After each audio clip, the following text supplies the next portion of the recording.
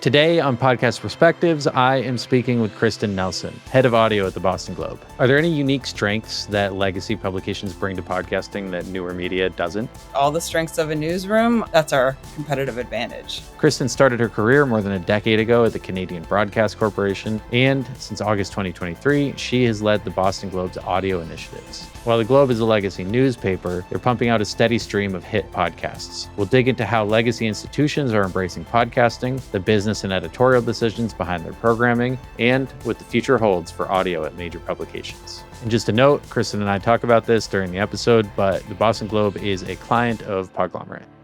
Welcome to the show, Kristin. Thanks for having me. I want to start by just your history in audio at CBC and what brought you to the Globe. I came from Canada. I was at the Canadian Broadcasting Corporation for over 15 years, and I was drawn to audio and to public broadcasting. I think it was always something that was on in the background as a kid, and of course, you don't like what your parents like. So, it seemed uncool, but then I hit an age in my early 20s where I started to realize, oh, this droning on in the back of my life is actually really awesome. And I kind of like what's happening back there. And I was on my path to do a PhD, and I sort of did this pivot after I volunteered for the campus radio station and realized how much I loved it. And then it was exactly like that. As soon as I got to CBC, I realized these are my people. I love this work so much. And I just never wanted to leave it after that. And so I did everything at CBC from, daily breaking news. The show that I worked for, it was created in the wake of 9/11 because, CBC was slow to react to the breaking news. And so the sort of mandate of the show I worked for was being able to pivot and do live news if we had to. And so we did everything from that on the show to deeply reported narratives and documentaries and like special shows from a lot of different places. And so I got a taste of everything in that job. It was like just such a great job. And then I went on to run weekly shows, launch new podcasts, that sort of thing. There was an opportunity with remote work during the pandemic where it just opened up different career possibilities. And I, saw this job posting and took the leap after I was offered a job with the Boston Globe. And it was specifically to make an investigative podcast, that first job. So it wasn't this role, but it was I enough to make the leap. Kind of an aside, NPR is kind of known in some circles as like the stuffy legacy radio, all things considered, and Morning Edition, and what you'll hear in the doctor's office. BBC, I imagine, is kind of similar, although from my experience, British people really love the BBC in a way that a lot of Americans don't for NPR. Where does the CBC fit into that like flywheel? I love that you're asking that because I think it's somewhere in between. Even 20 years ago, it was so much more universal. And I still believe, I know we'll probably never get back to exactly that, but everyone in my extended family listened to CBC. It was just part of the narrative and the national conversation. So my uncle, who, has a cattle ranch, and he would like call in from the tractor. It's Carl from Newburgh on all the call-in shows, and then my cousins out in the oil fields. And like, I think that's evolved a little bit over time, but there's still some of that, definitely more, I think, than NPR here. But public broadcasting in this moment has, it's an uphill battle, but I think there's such a good story to tell, and I still believe in it so much. And I really believe that we're going to come back to that. What did they bring you on to do at the Globe? So the first job was, there was a group of reporters who were looking back at this murder case that happened in 1989, trying to uncover what was the full story back then and what does it mean, this many years later, looking back at that story. And so I was hired on to be the senior producer of that. And at the same time, in parallel, HBO was making a film version of this. And so we were paired up with HBO. They were doing the video doc side of things. They had a great director who was leading the charge on that, and we were making the podcast. And then the reporters were, of course, doing a print, digital, multimedia thing for the Globe as well. Which came first on that? Was it the documentary or was it the podcast? In terms of the production, we were working in parallel, and some of the interviews were shared interviews, that were in the film and also in the podcast. And some of them were totally separate and different production teams and a different way of telling the story. So it was really interesting to see how that unfolded. You were brought on to produce this show, Murder in Boston, and now that show is out, it exists. And what is your role today? So partway into that, then they were hiring for a head of audio and had plans to build out the audio unit. And so I went for that job and had been remote before then. The senior producing job was something that I was still doing from Ottawa. Then, yeah, got the head of audio job and moved my family down here. And the idea was really, I mean, the way I had always pitched it was about leveraging the great work that we do in the Boston Globe newsroom and trying again to find new audiences, reach different people, build out the audio program that we have. So what is that program? Could you walk through a little bit of some of your priority shows that you guys are currently producing and how that kind of lives within the ecosystem of what the Globe is doing? One of the things that I think a lot of organizations are like this, but with the Globe, it's tricky because there's the Boston Globe and there's Boston Globe Media. The Boston Globe is just one of the entities under Boston Globe Media. And we have Stat, which is another newsroom. There's sort of a firewall between opinion and the newsroom. There's business-led projects and that sort of thing. So it's a large company, and the piece of it that my role is in the newsroom, editorial, everything sort of under the editor. And so that is my piece of it. And there's a long running show that was well before my time that I can't take credit for. It was before me, Scott Hellman and Amy Padula, with the wonderful love letters advice columnist Meredith Goldstein. They launched this a love and relationships podcast. And it was basically, and it's beautiful. It's well told. It's narrative stories about all kinds of different love.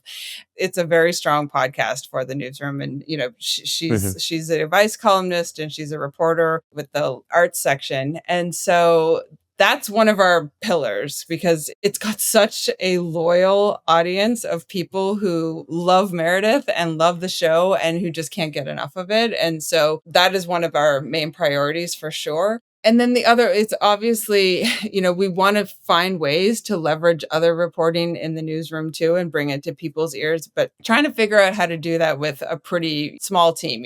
We're not the New York Times audio unit. Yeah, you don't have 40 people working on your daily news show.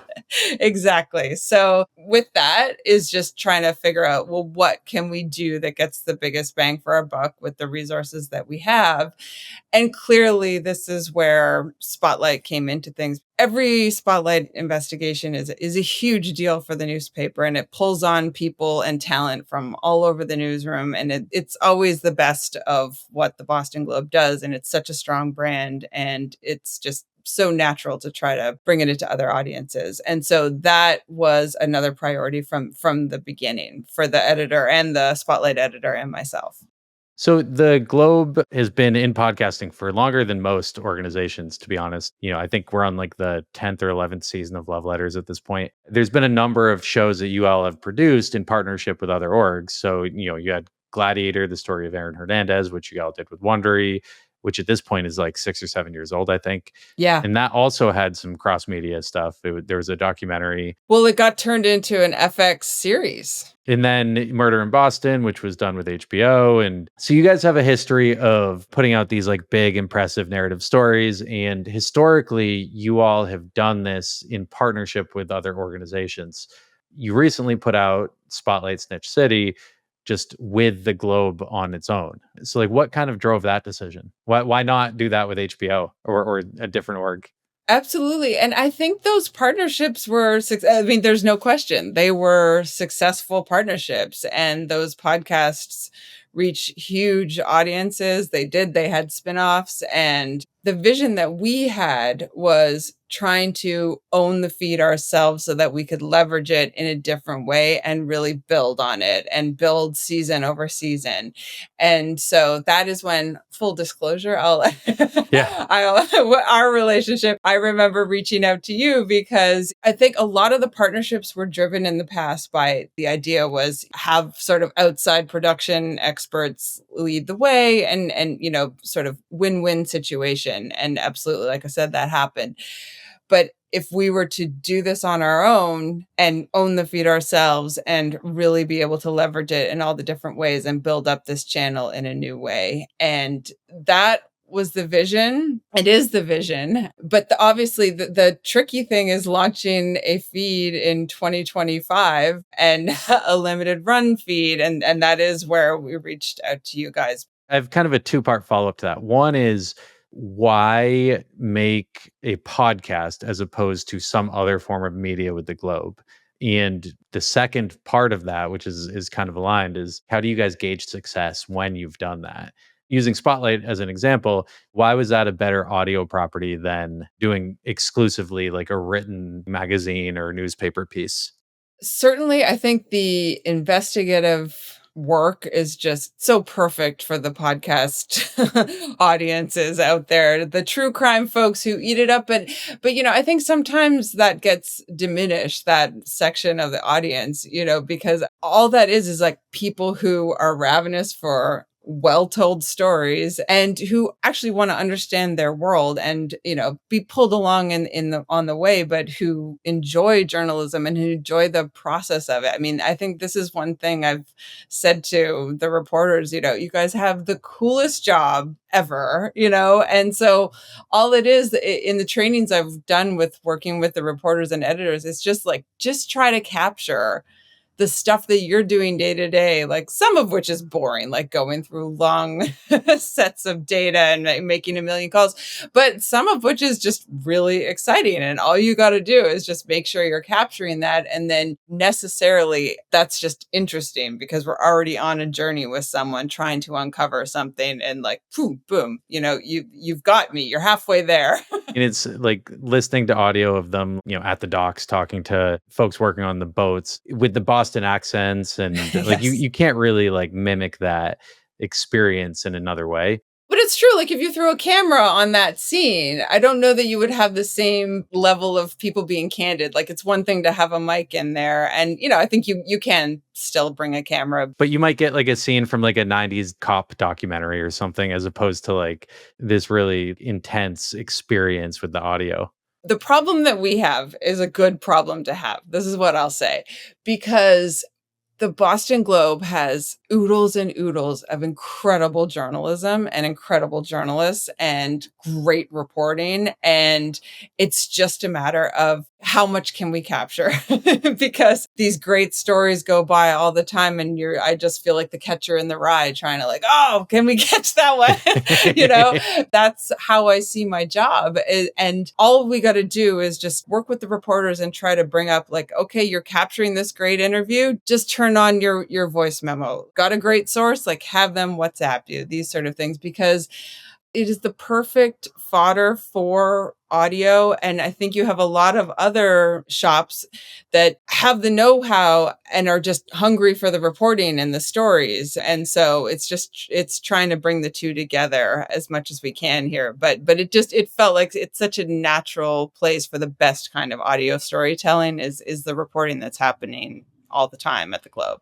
Are there instances where you decide not to make a podcast? Definitely. Yeah. Yeah. And usually, you're still looking for the things that everyone's looking for, the great characters and plots, twists and turns and some sort of findings and, how we make meaning out of a thing.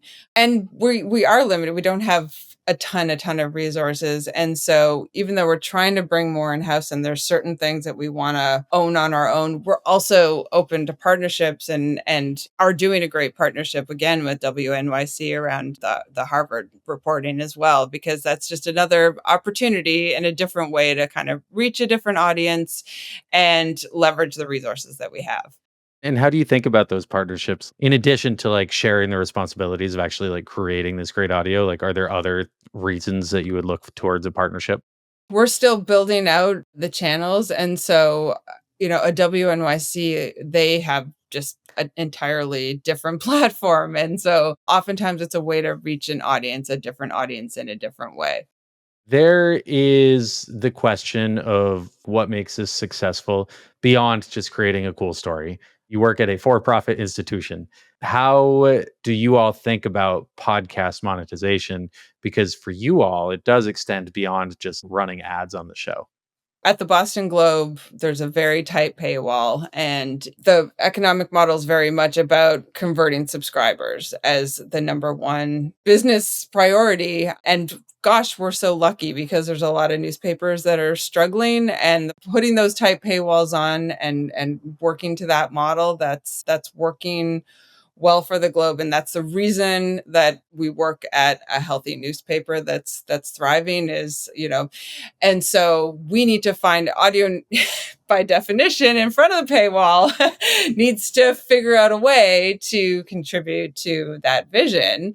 And absolutely, I think there's no question that it does. And partly it is top of the funnel, is we're Yep. reaching different kinds of audiences in different ways, and still, saying, hey, the Boston Globe's here and you may want to consider subscribing and supporting the journalism. But it's tricky because a lot of the shows that I just talked about, like some of the biggest shows that we do, are not geographically constrained. Of course, like they're of interest to New Englanders, but very much beyond. You'll get a Cleveland Browns football fan who just loves the Aaron Hernandez story, but he doesn't care about what's going on at the Globe. Exactly. And is probably never going to become a subscriber. And so we're having lots of conversations. Obviously, the shift towards subscription models and premium audio content is something we're looking into and thinking a lot about. We're looking for different revenue models and trying to be self-sustaining and find ways to contribute to the mission of the paper overall. So, I mean, and one of the other big things is what we talked about with the Aaron Hernandez. Like, obviously, it is risky. You can't count on it, but IP is not a small thing either. And podcasting is certainly can be that there's no better way to show how great a story could be for someone interested in buying the IP than a great podcast. So, Not to be too reductive, but if we were breaking this down into like the prime pillars of how this show or these shows make money, would you say that it is ad dollars, it is premium content that will drive to subscriptions at the paper, and it is derivative IP? Like, is there anything missing there?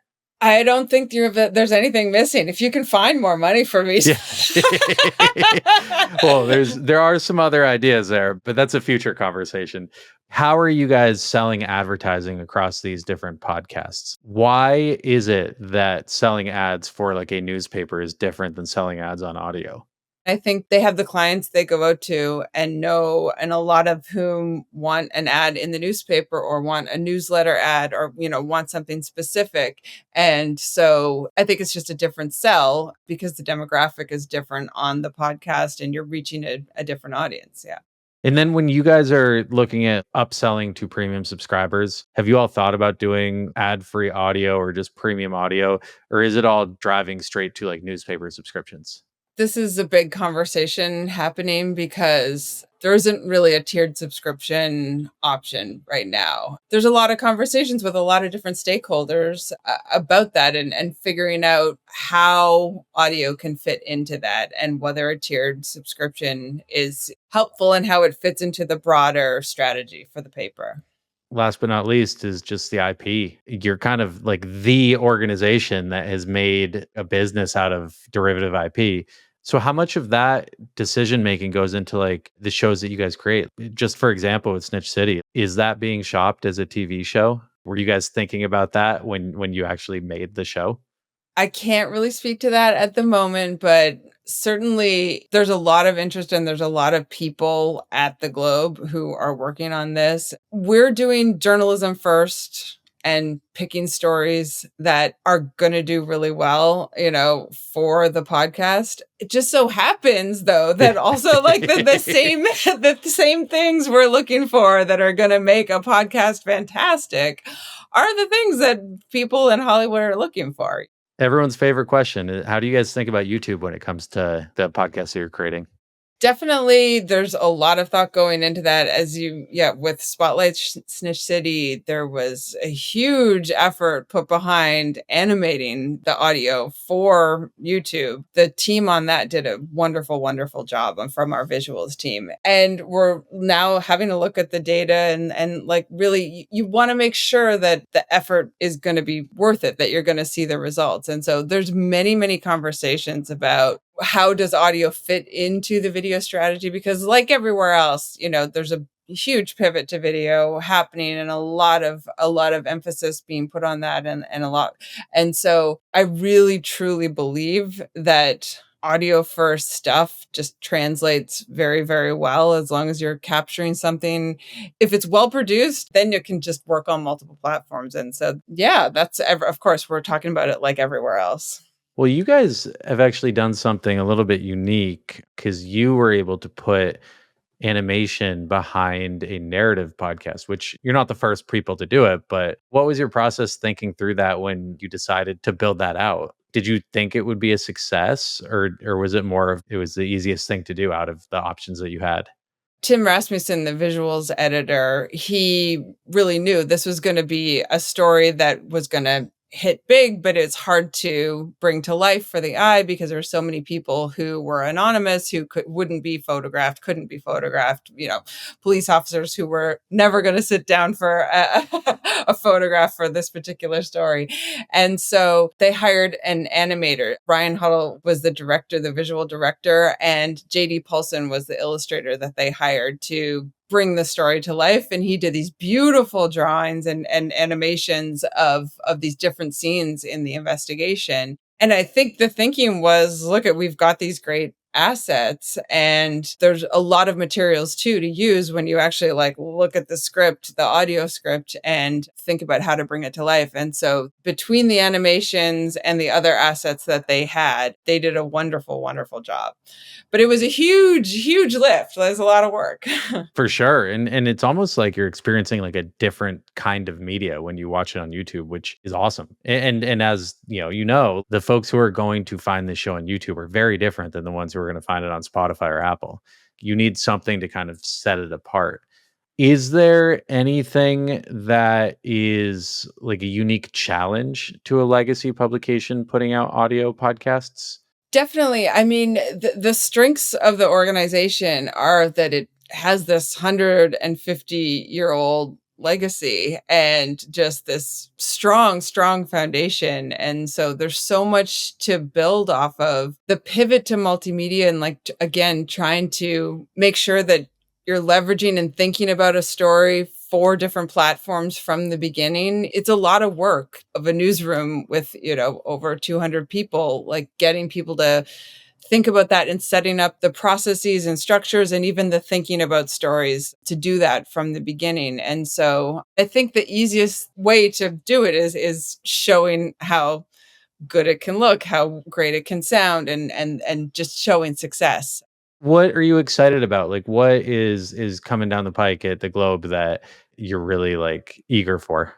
Definitely, what comes next with Spotlight will be exciting and great and high quality. And so there's many, many things happening on that front. And then we've also partnered again with WNYC. And so we're bringing back the Harvard plan. So, What a time for it. oh, exactly. I mean, that Yeah. was this year has no shortage of drama at Harvard. And so Elia Merritt's, who's just a phenomenal person to work with, a great audio reporter. He's coming back to do this with us. And that's going to be really exciting and important because this moment in higher education is really important to understand. And we've got a deep dive into the Ramesa Ozturk story as well. That's going to be really interesting.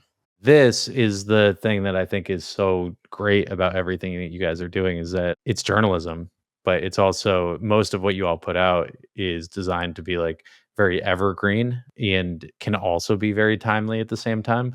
I have a hard time thinking about anything that you guys have done that won't be relevant 5 or 10 years from now, you know?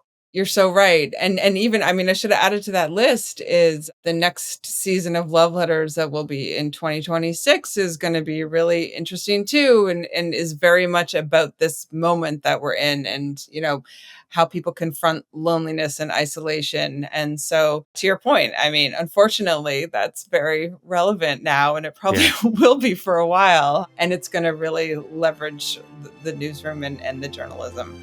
Thank you so much for joining us. This was awesome. Thanks for having me. Fun.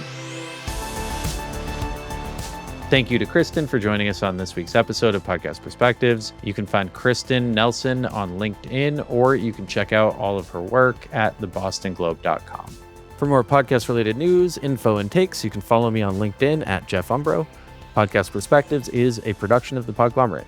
If you're looking for help producing, marketing, or monetizing your podcast, you can find us at podglomerate.com, shoot us an email at listen@thepodglomerate.com, or follow us on all socials at PodglomeratepOds.